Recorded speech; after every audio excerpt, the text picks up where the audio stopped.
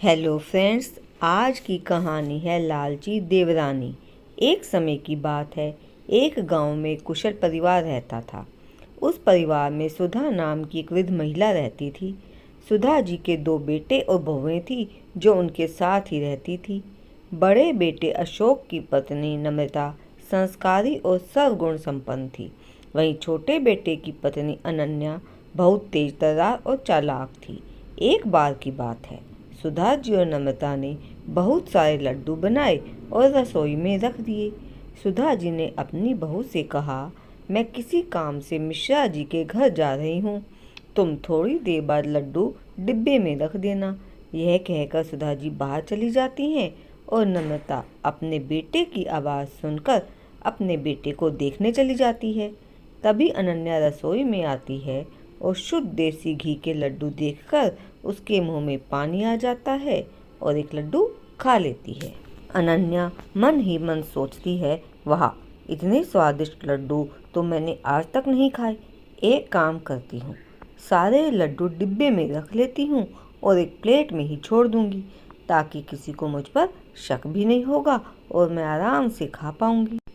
वह लड्डू की प्लेट उठाकर एक डिब्बे में भरकर चुपके से अपने कमरे में ले जाती है और प्लेट में एक लड्डू वहीं छोड़ देती है और अपने कमरे में जाकर पेट भर लड्डू खाती है। पेट भर जाने पर वह लड्डू के डिब्बे को छिपा देती है। नम्रता अपने बेटे कार्तिक को सुला रही थी, तभी सुधा जी घर आ जाती हैं। सुधा अपनी बहू नम्रता को आवाज़ लगाती है और कहती है, बेटा ज़रा चाय बना देना और लड्डू भी ले आना, 1-2 खा लूँगी। नम्रता रसोई में जाती है और लड्डू की खाली प्लेट देखकर चौंक जाती है। नम्रता मन ही मन सोचती है कि लड्डू कहाँ गए, मैंने तो डिब्बे में भी नहीं रखे, प्लेट में तो एक ही लड्डू है, अभी माँ को बताती हूँ। नम्रता सुधा जी को जाकर बताती है, माँ जी, लड्डू रसोई में नहीं है, मैंने वहीं रखे थे पर अब नहीं है। सुधा जी कहती हैं, क्या लड्डू तो तेरे सामने ही बनाए थे, फिर कहाँ गए? नम्रता ने कहा, पता नहीं माँ जी, कार्तिक रो रहा था तो मैं वहाँ उसे सुलाने चली गई, बस आपकी आवाज़ सुनकर अभी आई हूँ। सुधा जी रसोई में आती हैं तो अनन्या भी जल्दी जल्दी लड्डू से भरा मुंह साफ कर रसोई में आती है। तब अनन्या कहती है, क्या हुआ माँ जी, आप गुस्से में क्यों हैं? सुधा ने कहा, बहू, यहाँ लड्डू की प्लेट रखी थी, अब प्लेट में एक भी लड्डू नहीं है, पता नहीं कौन खा गया। शुद्ध देसी घी के लड्डू थे। तभी अशोक और राहुल भी आ जाते हैं और रसोई से बातों की आवाज़ सुन रसोई की तरफ जाते हैं। अशोक अपनी माँ से कहता है, क्या हुआ माँ, क्या हुआ माँ, किस गहन विषय पर चर्चा हो रही है? सुधा ने कहा, देखो ना बेटा, अभी शुद्ध देसी घी के लड्डू बनाए थे, पता नहीं कहाँ गए। अनन्या ने कहा, मम्मी, आपके बाहर जाने के बाद तो नम्रता दीदी ही थी ना रसोई में, कहीं उन्होंने ही।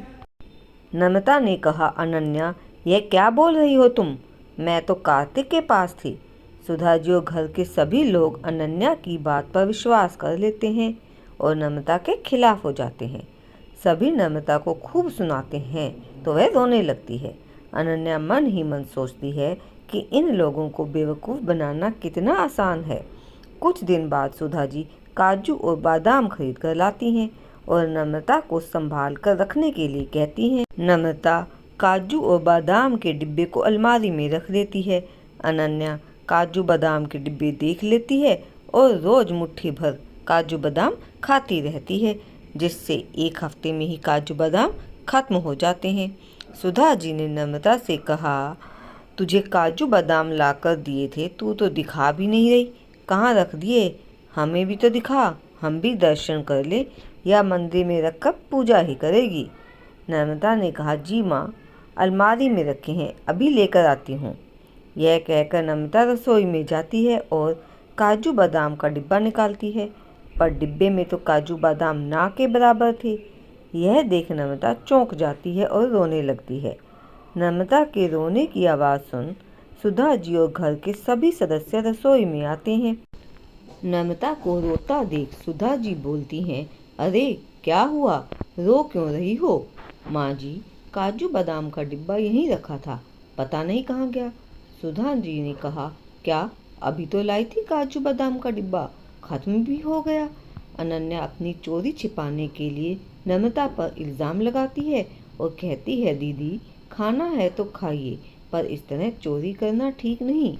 सुधा जी ने कहा, पता नहीं इस घर में क्या हो रहा है, खाने की भी चोरी।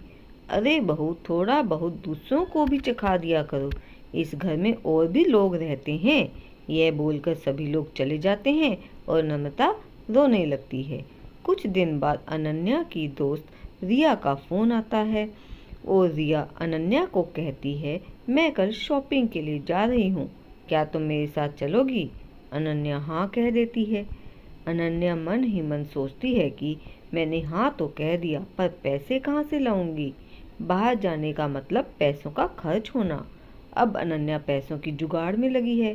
वह सुधा जी के कमरे से गुजरती है, तभी अशोक सुधा जी को 10,000 रुपये संभाल कर रखने के लिए देता है।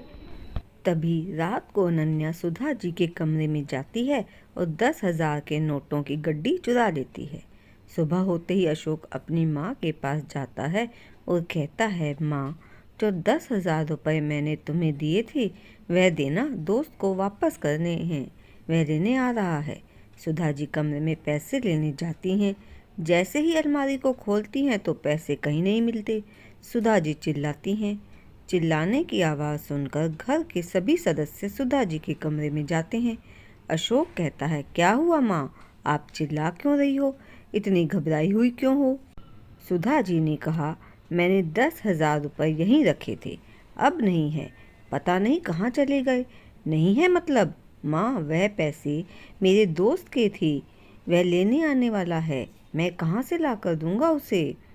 सुधा जी और अशोक परेशान हो जाते हैं कि हमारे घर में रोज़ यह चोरी क्यों हो रही है, हमारे घर में कोई बाहर का आता भी नहीं, यह काम किसका हो सकता है? तो वह पुलिस को बुलाते हैं। पुलिस का नाम सुनते ही अनन्या घबरा जाती है। अशोक का दोस्त पैसे लेने आता है। यह देखकर नम्रता अपने कमरे में जाती है और अपने बचाए हुए पैसे लाकर अशोक को दे देती है। नम्रता के पास 10,000 रुपये देखकर सब लोग नम्रता पर शक करने लग जाते हैं। सुधा नम्रता से पूछती है, तुम्हारे पास यह पैसे कहाँ से आए बहू? नम्रता कहती है, यह मेरे बचत किए हुए पैसे हैं।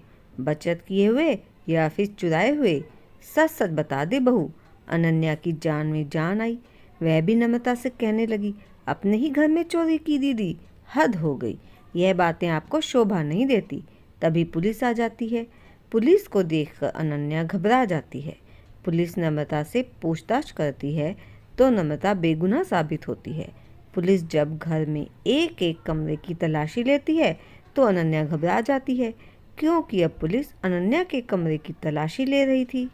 पुलिस को नोटों की गड्डी अलमारी में कपड़ों के नीचे रखी हुई मिल जाती है, साथ में काजू बादाम का डिब्बा और 1-2 लड्डू भी। सब चौंक जाते हैं। अनन्या फूट फूट कर रोने लगती है। अनन्या कहती है, माफ़ कर दीजिए मुझसे गलती हो गई, माफ़ कर दीजिए। सुधा जी कहने लगी कि सब कुछ तुमने चुराया और दोषी मेरी बहू नम्रता को बनाया।